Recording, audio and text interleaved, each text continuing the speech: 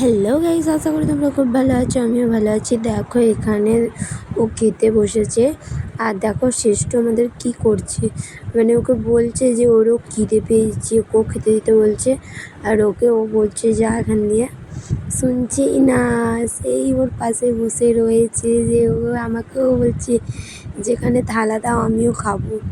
দেখো শুধু ও কীভাবে বসে থাকে, আমাকে বলছে দেখ সিস্টারকে দেখ। বলছে আমি তো দেখছি সিস্টারকে।